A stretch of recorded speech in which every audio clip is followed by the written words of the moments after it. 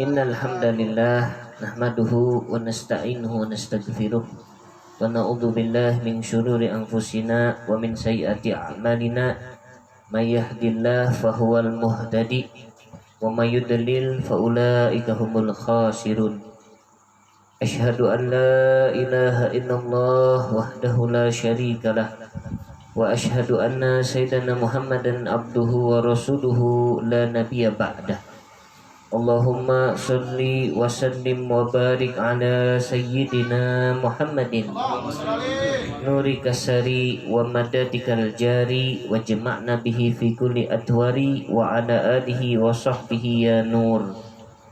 Amma ba'du, pertama-tama marilah kita panjatkan puji syukur kehadirat Allah Subhanahu wa taala yang mana telah memberikan kita banyak kenikmatan. Yang lebih penting adalah nikmat iman dan nikmat Islam. Salawat serta salam semoga selalu terlimpahkan kepada junjungan kita baginda Nabi Muhammad Sallallahu Alaihi Wasallam beserta keluarganya, para kerabatnya, sampailah kepada kita umatnya. Hadirin jamaah majelis Safinatun Najah, alhamdulillah kita bisa berkumpul di setiap malam Jumat untuk sama-sama kita membaca surat Yasin, kemudian membaca maulid, yaitu maulid Simtud Duror. Kemarin kita baru saja melaksanakan haul daripada Sohibul Maulid Al-Habib Ali bin Muhammad bin Husain Al-Habsyi. Beliau adalah seseorang yang alim. Kalau mau tahu orang itu wali atau bukan, itu gampang ciri-cirinya. Oh, saya punya tetangga katanya sih wali. Bagaimana cara membedakannya? Ciri-ciri wali Allah yang pertama adalah beriman kepada Allah. Kemudian selain beriman juga berilmu. Dan yang ketiga adalah bertakwa kepada Allah Subhanahu wa taala. Berapa banyak orang beriman, berilmu tapi tidak takut sama Allah. Akhirnya dengan ilmunya dia mengumpulkan dunia. Ya. Tujuannya itu tidak lain dan tidak bukan hanya dunia. Subhanallah, Habib Ali bin Muhammad bin Husain Al-Habsyi ini adalah niatnya karena Allah Subhanahu wa taala. Sehingga dengan niat karena Allah untuk menghidupkan sunnahnya Nabi Muhammad, memperkenalkan Nabi Muhammad kepada umat Nabi Muhammad, maka beliau membuat satu karangan, yaitu adalah Simtud Duror. Habib Ali bin Muhammad bin Husain Al-Habsyi ini bukan orang sembarangan. Abahnya itu Mufti Haromain. Mufti Haromain ini Mufti Mekah dan Madinah. Ya, bayangkan kalau di sini ada Mufti Haromain, ya. Jangankan begitu, Mufti Balikpapan aja mungkin susah dicari, ya. Siapa Mufti Balikpapan? Ya. Ini Mufti Mekah dan Madinah.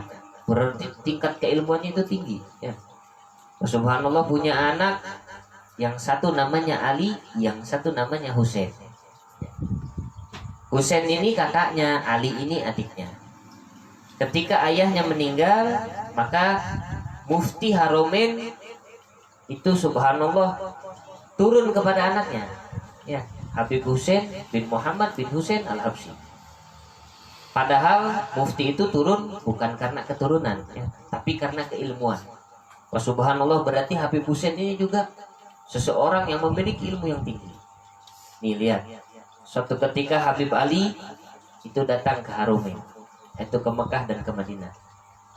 Kemudian Habib Husain ini kenal dengan Habib Ali itu karena kakaknya sendiri. Dia tahu bahwa Habib Ali ini dekat dengan Rasulullah, sehingga dikatakan banyak yang mengisahkan Habib Ali ini sudah memandang wajah Rasulullah secara langsung, secara yakdo, ya. Kalau bubuhan sebelah mana percaya yang seperti itu, ya. Tapi kalau mau baca di dalam kitab Syama'il Imam Tirmidzi itu ada majaa fi ru'yati Rasulullah, ya. Bagaimana yaitu bermimpi ketemu Rasulullah, ada di dalam Syama'il. Rasulullah mengatakan, man ra'ani fil manam faqad ra'anil haq. Siapa yang melihat aku di dalam mimpi, maka melihat aku secara nyata. Maka ulama mengatakan kalau melihat Rasul secara nyata, sebagian mengartikan itu nanti yaumul kiamah. Ya, yaumul kiamah nanti manusia umat Islam akan memandang Rasul secara nyata. Maka ulama yang lain mengatakan kalau di yaumul kiamah yang mimpi ketemu Rasul maupun yang nggak mimpi ketemu Rasul pasti bakal melihat Rasul. Sehingga diartikan bahwasanya yang melihat Rasul di dalam mimpi maka akan melihat Rasul secara nyata. Ya. Tapi kita ini agak berat rasanya ya mau mimpi ketemu Rasul ya. Bagaimana hijab antara kita dengan Rasul itu terlalu tebal ya. Ibadah kita nggak bisa mengikuti Rasul ya. Akhlak kita nggak bisa mengikuti Rasul. Bagaimana Rasul malam-malam bangun sholat malam sampai kakinya bengkak. Di antara kita ada yang seperti itu. Bangun malam bukan untuk sholat malam ya. Main futsal jam 12 malam. Kakinya bengkak, iya, kakinya bengkak, ditekel sama orang ya. Subhanallah. Lihat Rasulullah Shallallahu Alaihi Wasallam. Kemudian Habib Ali datang ke tempat Habib Husain di Harumi. Kemudian Habib Husain mengatakan kepada Habib Ali, ya Ali, kamu duduk di depan. Karena dia tahu makom kewaliannya Habib Ali ini kutub ya. Kamu duduk di depan, saya duduk di belakang. Bilang Habib Ali, jangan. Ini Habib Ali walaupun memiliki titel kutub tetap tawadu. Antum kan kakak, antum yang di depan, saya adik saya yang di belakang. Akhirnya berargumen, ya sudah kan. Habib Ali akhirnya duduk di depan, Habib Husain di belakang. Kemudian Habib Ali walaupun duduk di depan, di dalam hatinya dia mengatakan apa? Aku duduk di depan tidak merasa lebih daripada kakakku. Aku merasa duduk di depan ini ibarat supir yang sedang nganter atasannya. Ya. Mana Habib Husain pun di belakang, aku di belakang tidak seperti atasan yang sedang diantar supir. Tapi aku ibarat makmum yang sedang bermakmum kepada imam. Imamnya itu Habib Ali bin Muhammad bin Husain. Ini adalah wali-wali Allah Subhanahu wa ta'ala. Wali itu ada dua jenisnya. Yang pertama mastur, yang kedua masyhur. Kalau yang masyhur itu dikenal oleh masyarakat. Tapi kalau yang mastur, ya subhanallah, tidak dikenal, mungkin kehidupannya biasa, mungkin bajunya biasa. Tetapi Al-Faqihil Muqaddam mengatakan apa? Al-Faqihil Muqaddam Habib Muhammad bin Ali Ba'alawi, beliau mengatakan apa? Kam min masyhur bi barakatil mastur. Berapa banyak orang yang wali terkenal gara-gara wali yang tidak terkenal ya. Ya kita tahulah Syekh Abu Bakar bin Salim. Bagaimana kita tahu guru-gurunya Syekh Abu Bakar bin Salim? Ada yang kenal? Ada. Al-Faqihil Muqaddam itu dulu belajar kepada guru. Ada yang tahu dengan gurunya? Ada. Tetapi dikatakan berapa banyak orang yang terkenal dengan berkat orang yang tidak terkenal ya. Nah Habib Ali bin Muhammad bin Husain Al-Habsyi mengarang ini bukan seperti kita ya.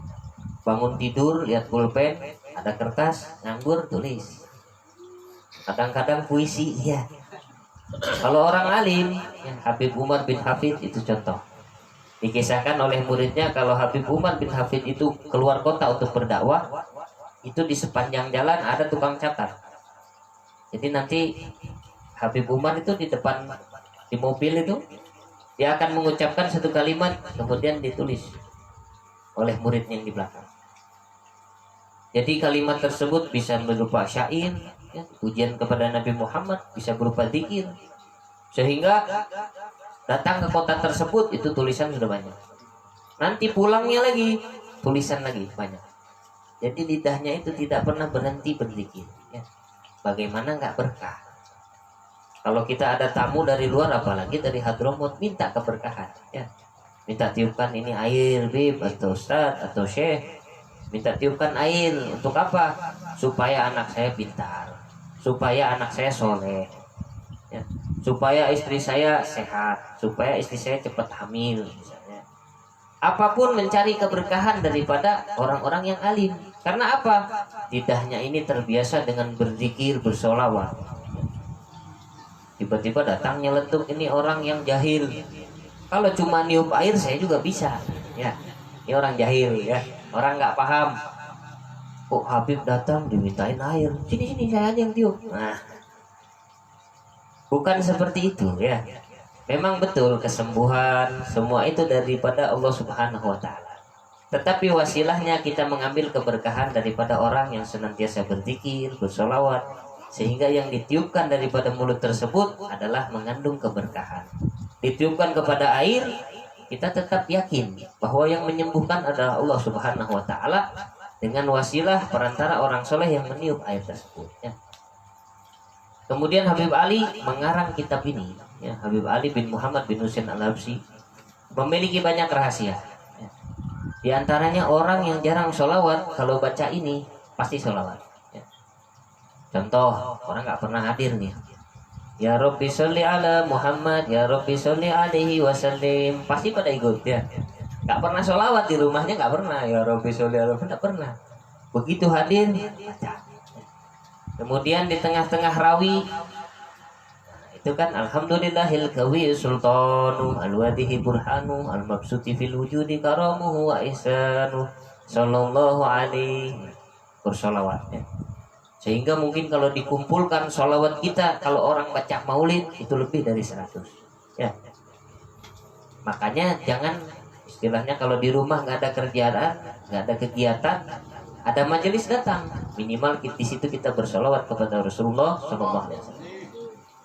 Di dalam salah satu rawinya yaitu wa mungdu alikot bihi hatihi turratul maknunah wal jawharatul masunah wal kaunu kulluhu yusbihu wa yumsi fi sururi waqti haji bikur biduhuri isyraqi hadas siraj wal uyunu mutasyawifatun ila buruzi mutasyawiqatun ila tiqati jawahiri kunuzi wa kullu dabatin li quraisyin nataqat bi fasihil ibarah. Nah, yang akan dibahas ini sedikit daripada potongan tersebut ya. Wa kullu dabatin li quraisyin nataqat bi fasihil ibarah. Peliharaan orang Quraisy ya, peliharaan orang Quraisy ini bercakap-cakap dengan ibarat yang fasih ya. Seperti orang ngobrol dengan orang. Ini menggambarkan bahwa Rasulullah SAW ini memiliki mukjizat bisa berbicara dengan selain manusia ya. Yaitu apa? Hewannya Quraisy ya. Sehingga dikatakan dulu pernah ada di zaman Nabi Muhammad SAW ada seekor unta. Unta tersebut di dalam kandang ngamuk. Unta kalau ngamuk, oh yo, takut ya. Kalau sapi aja ngamuk, kurban aja kita mau potong sapi, kadang sapinya ngamuk, lari semua orang ya. Ini ada unta ngamuk, unta gedenya lebih gede lagi dari sapi ya. Kemudian unta ngamuk tersebut, semua orang di daerah tersebut gak ada yang bisa menenangkan ini unta ya. Sehingga orang-orang sudah tahu ya, siapa yang harus dicari? Rasulullah SAW ya. Karena Rasulullah rahmat bagi sekalian alam, bukan hanya manusia, bahkan hewan-hewan ya. Bahkan seluruh yang ada di alam semesta ini menjadi rahmat karena adanya Rasulullah SAW. Maka kemudian dipanggil Rasulullah, ya Rasul, unta itu ngamuk, tidak ada yang bisa untuk menangani unta tersebut. Maka Rasulullah datang menemui unta tersebut. Unta tersebut di dalam kandang ya. Akan tetapi Rasul menyuruh kepada salah satu yang ada di situ, bukakan ini pintu kandang. Ada yang berani, ya Rasul jangan. Ini unta sudah ngamuk, matanya sudah merah, siap untuk menerjang orang. Gak ada orang yang berani. Bilang Rasul, bukakan pintunya tersebut. Maka dibukakan oleh sahabat. Sahabat ini kalau dapat perintah dari Rasul, ya gak banyak mikir. Bahkan harta, nyawa semua akan ditinggalkan kalau Rasulullah merintahkan. Ya.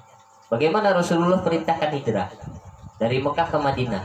Ada yang bawa uang, ada yang bawa rumah, ada yang bawa apa-apa. Mereka pergi meninggalkan semua yang ada di Mekah karena mengikuti perintah Rasulullah SAW. Maka ketika itu Rasul datang, kemudian unta yang ngamuk tersebut tiba-tiba bersujud di hadapannya Rasulullah SAW. Seraya mengucapkan syahadat, asyhadu an la ilaha illallah wa annaka Muhammadar Rasulullah. Ya, bersyahadat di hadapannya Rasulullah SAW. Semua hewan yang ada di dunia ini ya senantiasa berzikir kepada Allah. Akan tetapi kita tidak diberikan futuh untuk mendengar zikir tersebut, ya. Bayangkan kalau kita mendapat futuh untuk mendengar zikir daripada hewan-hewan yang ada di dunia, cicaknya, semut apa semua, semuanya berzikir kepada Allah, maka kita nggak akan bisa tidur. Mendengar zikir tersebut, maka kita akan hanyut ikut berzikir, ya. Subhanallah, unta tersebut kemudian setelah bersahadat kepada Rasulullah, maka unta tersebut ditanya oleh Rasulullah, kenapa kamu seperti ini? Maka dijawab oleh unta tersebut, ya Rasul, aku marah karena apa? Karena aku diberi makan sedikit, sedangkan aku dikerjakan banyak. Tenaga diperas banyak, tetapi dikasih makan cuma sedikit, ya. Oh, jadi itu, ya. Nah, ini pelajaran untuk kita. Kita misalnya di rumah ada istri sudah kerja keras, ya kita nafkahi lebih lah istilahnya. Jangan juga kita suruh sangat luar biasa tapi nafkahnya sedikit. Atau kita jadi bos di satu tempat, kerjaannya banyak tapi gajinya di bawah UMR atau di bawah UMK, ya. Akhirnya orangnya tersebut seperti unta tadi, ya, mengamuk. Maka Rasul mengatakan kepada pemilik unta tersebut, unta ini mengatakan bahwasanya kamu telah perkerjakan dia banyak, tetapi kamu kasih makan sedikit. Maka ya Allah, ya Rasul, betul. Mulai hari ini aku akan kasih dia makan banyak, ya. Maka di situ Rasulullah Shallallahu Alaihi Wasallam menjadi rahmat bukan hanya kepada manusia, tapi bahkan kepada seekor unta, ya. Bahkan pada saat perang, Rasulullah Shallallahu Alaihi Wasallam pernah disuguhi oleh orang Yahudi yaitu makanan berupa kambing, ya, gulai kambing. Ketika akan dimakan, ini daging yang sudah terpotong-potong, yang sudah dimasak, bercakap-cakap dengan Rasulullah SAW, mengatakan bahwasanya jangan dimakan, aku sudah diracun, ya. Pada saat itu Rasul mengatakan kepada sahabat, tutup semua hidangan ini karena ini sudah diracun orang-orang Yahudi tadi, ya. Subhanallah. Jadi di setiap rawi yang dibikin oleh Habib Ali bin Muhammad bin Husain Al-Habsyi itu memiliki rahasia, ya. Sehingga kalau kita mau mempelajari rahasia tersebut, mungkin di satu rawi itu tidak habis 4 jam, ya. Bahkan mungkin bisa lebih, satu rawi, ya. Dan Habib Ali bin Muhammad bin Husain Al-Habsyi bisa terlihat dari karangannya. Dimulai dengan apa? Rawinya, Bismillahirrahmanirrahim, Alhamdulillahil qawi sultan. Ini adalah ittiba dengan Al-Quran, ya. Mengikuti daripada Al-Quran. Al-Quran itu kalau kita buka pertama, ya, jadi Al-Quran kalau kita buka pertamanya apa? Bismillahirrahmanirrahim, Alhamdulillahirabbil alamin. Jadi ini bukan orang sembarangan, ini orang yang ngerti dengan Al-Quran, ya, Al-Kutub. Sehingga ya itu adalah sedikit, ya, daripada tausiah. Mudah-mudahan ada manfaatnya karena kita sudah bisa terhubung dengan Habib Husain. Berbagi Habib Ali.